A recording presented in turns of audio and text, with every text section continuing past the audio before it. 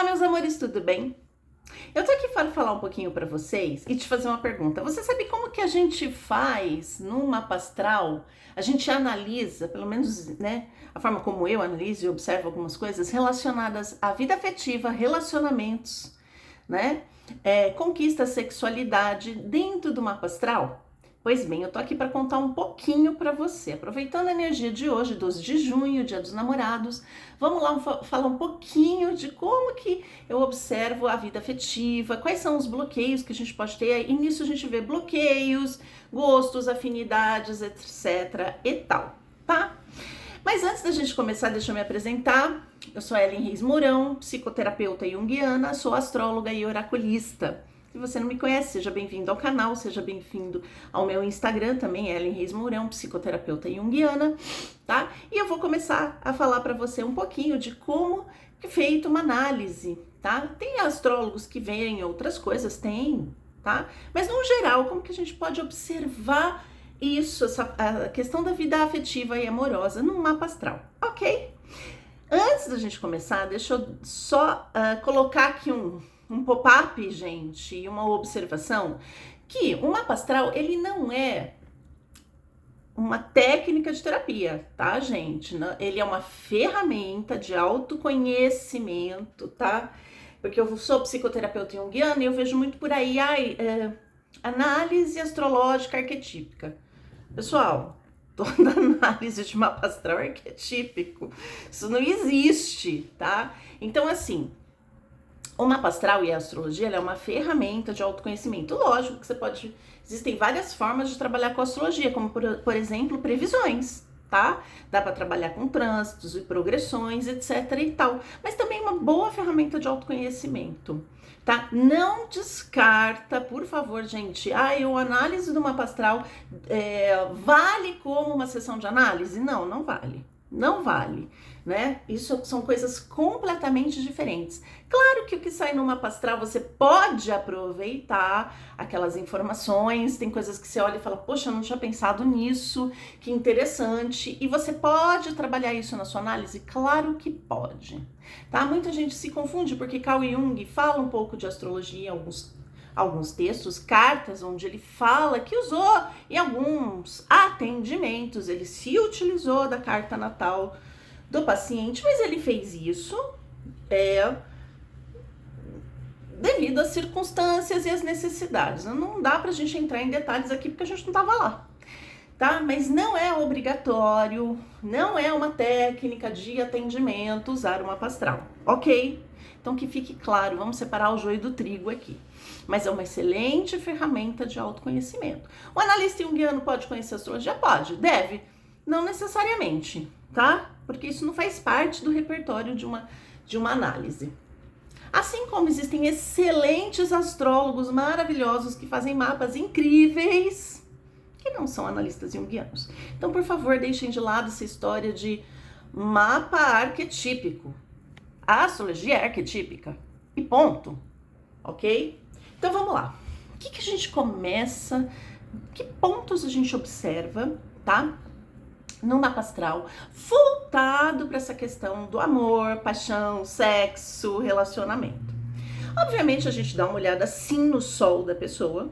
Eu olho qual é o signo, a casa, os aspectos, porque o sol é o centro do mapa, né? O sol é a essência da pessoa, é o que vitaliza a pessoa. Claro que, por exemplo, você tem o sol em Gêmeos. O sol em Gêmeos tem um jeito de amar, sim, tá? Tem um jeito de amar. Lógico que não é só isso, né? O geminiano tem um jeito de amar. Um sol em Câncer tem outro jeito de amar. No entanto, existem outros fatores, mas o sol é importante, sim. Depois a gente vai para a lua. Esse aspecto é extremamente importante quando se trata de questões afetivas. Porque a lua, essa aqui, pá, né? A lua, porque ela tem a ver com, primeiro, ela tem a ver com as nossas emoções, como a gente lida com as nossas emoções. Na astrologia mais clássica, tem a ver com a figura materna. A figura materna não necessariamente é a mãe biológica, tá? Mas Isso já se caiu um pouco por terra. Tem a ver com a relação com a mãe biológica? Tem, mas pode ser uma pessoa que foi sua cuidadora, né, quando você era criança, os cuidadores, a família. Então a gente vê ali padrões, tá? Padrões desta relação primal, tá? Como que foi essa relação, né? Como a lua tem a ver com a nutrição, tanto a nutrição física quanto a nutrição emocional e espiritual. Então, como você foi nutrido, né? E como você nutre, como você se nutre e se vincula ao outro, tá? Então a gente pode ter desafios ali, pessoas que têm dificuldade de demonstrar suas emoções, acessar suas emoções, dificuldade desse vínculo, pode se sentir preso, pode se sentir tolhido. Então é extremamente importante a lua, tá? Em que casa, né? Em que signo e quais são os aspectos que essa lua faz com outros planetas. Podem ter padrões de carência, se você foi carente na infância, se você foi carente dessa nutrição emocional, se existem defesas contra suas emoções e contra vínculos, porque tem a ver com vincular, com criar intimidade.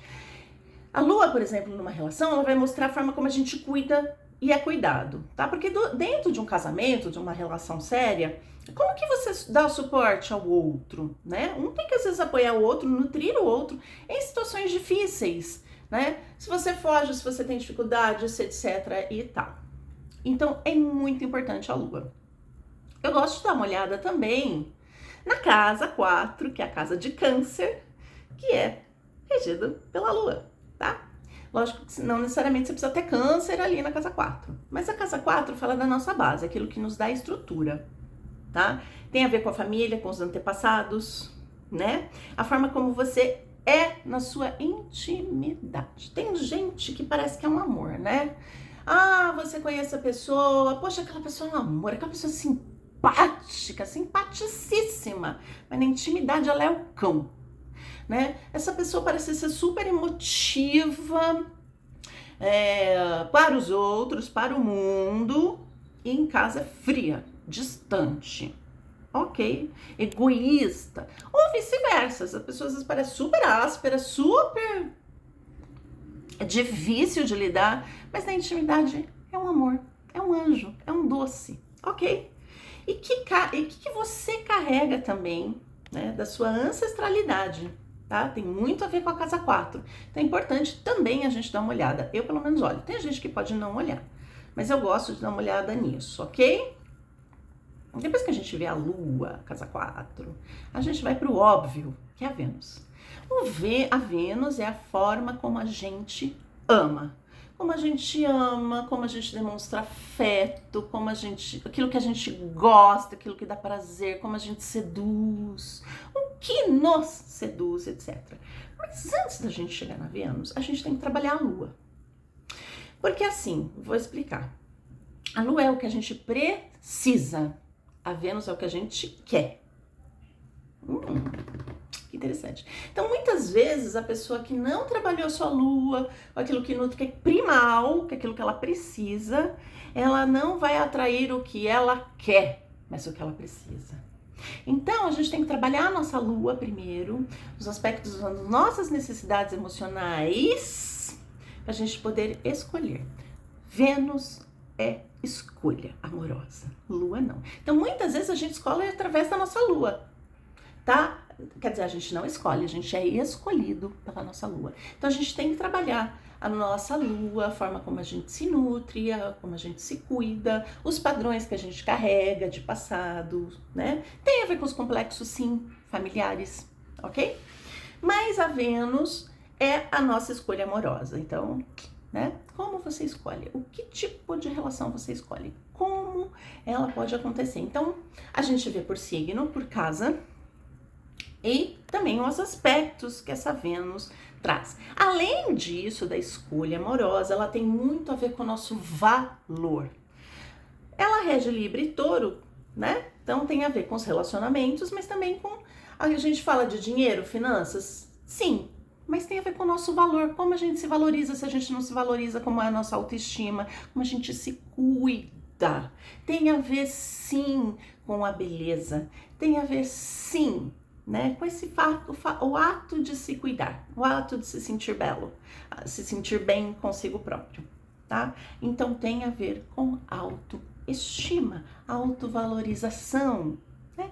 Então se você não se valoriza nos relacionamentos, como é que vai ser? Então muitas vezes a gente tem padrões ali de sabotagens por conta da nossa baixa estima. Então a gente dá uma olhada no signo, na casa e nos aspectos que a Vênus faz. E óbvio, a gente dá um pulinho lá na casa 7. Afinal de contas, é a casa de Libra, né? De energia de Libra, não necessariamente você vai ter Libra ali. Mas tem a ver com o relacionamento outro, tá? Então a gente dá uma olhada ali no signo, no planeta, se tem planetas, ok? Principalmente onde está o regente dessa casa, tá? Então, por exemplo, você tem Áries na casa 7. Vamos olhar onde que está o Marte, né? Você tem Aquário na casa 7. Vamos olhar onde está Urano. Em que signo, em que casa, ok? Então, vamos lá. O signo que está na nossa casa 7 é aquilo que a gente busca em outra pessoa, né? Aquilo que a gente costuma atrair, ok? Aquilo que a gente quer dentro de uma relação. Então, se você tem um signo de ar na casa 7, você tem um gêmeos ali, você vai querer comunicação com o parceiro. Você vai querer troca intelectual. Não adianta ser uma pessoa muito emocional, mas que não conversa sobre...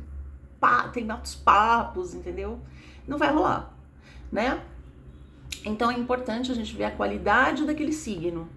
Tem a ver com o tipo de pessoa com que você quer atrair. Não necessariamente pode, se você tem gêmeos na 7, não necessariamente é uma pessoa de gêmeos, mas que tenha esse lado de troca intelectual. A relação precisa disso.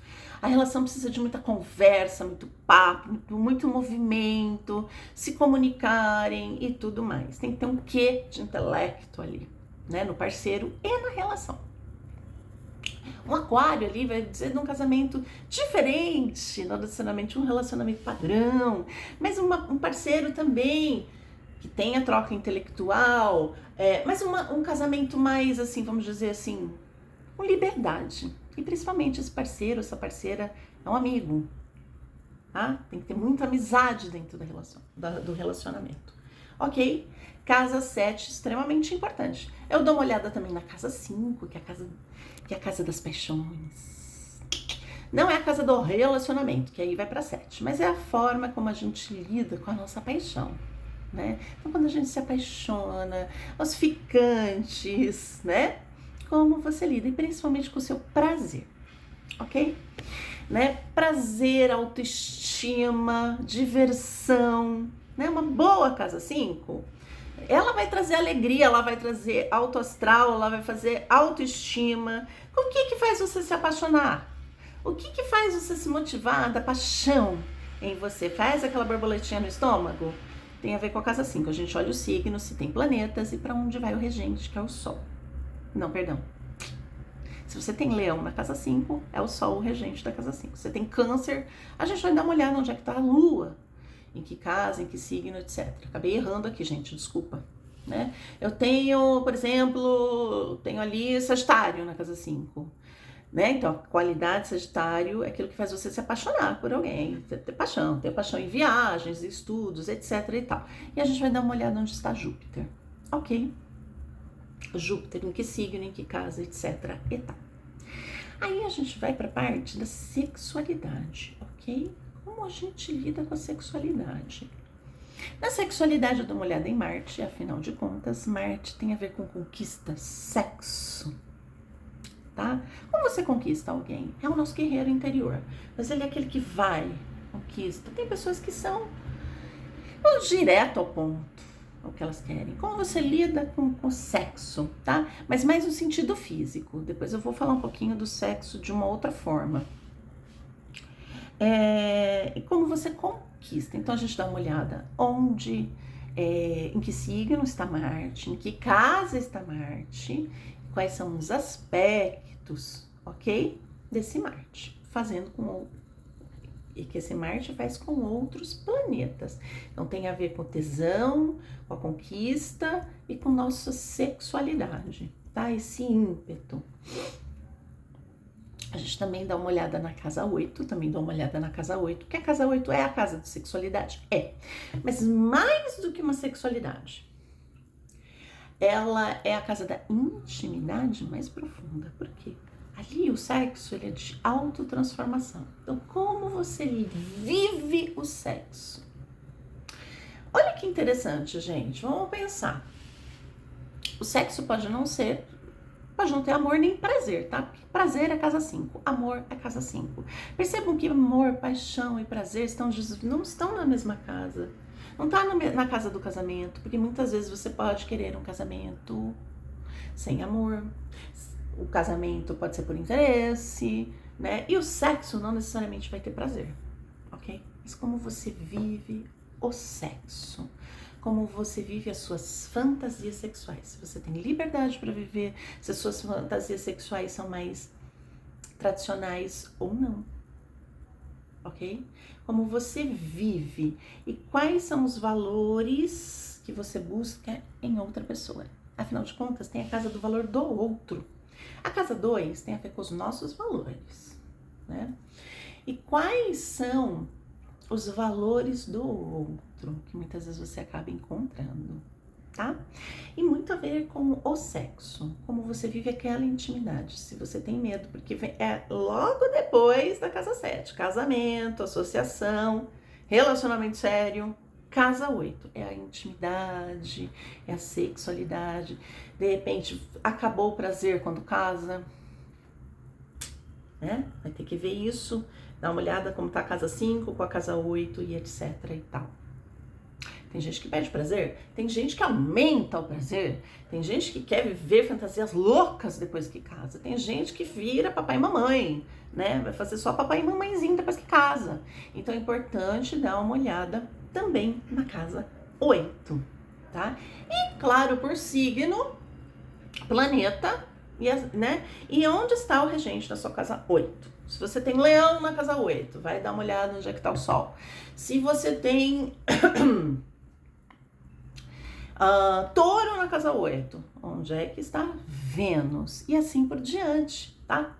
Dependendo do signo, a qualidade daquele signo, a gente dá uma olhada. E onde é que está o regente, ok? Então é mais ou menos isso que eu dou uma olhada. Tem Lilith também, que muitas vezes alguns astrólogos olham, eu olho às vezes, não necessariamente, porque Lilith ainda é uma coisa que ainda não é um consenso na astrologia, tá? Não é um consenso ainda, gente. Fique claro isso. A Lilith tem a ver com a sexualidade livre, os desejos, se você se sujeita ou não ao desejo do outro, se você é capaz de viver a sua sexualidade de forma livre, né? De não se sujeitar, de manter o desejo reprimido ou não, etc e tal. Mas como ainda não é um consenso, eu ainda não me aventuro muito sobre a Lilith, ok? Mas esses outros pontos eu vejo com bastante, né? Com bastante ênfase e dá pano para manga, tá bastante pano para manga todos esses pontos. Ok? Espero que vocês tenham um ótimo dia, uma ótima semana. E se quiserem marcar uma consulta, é só entrar em contato. E até o próximo vídeo.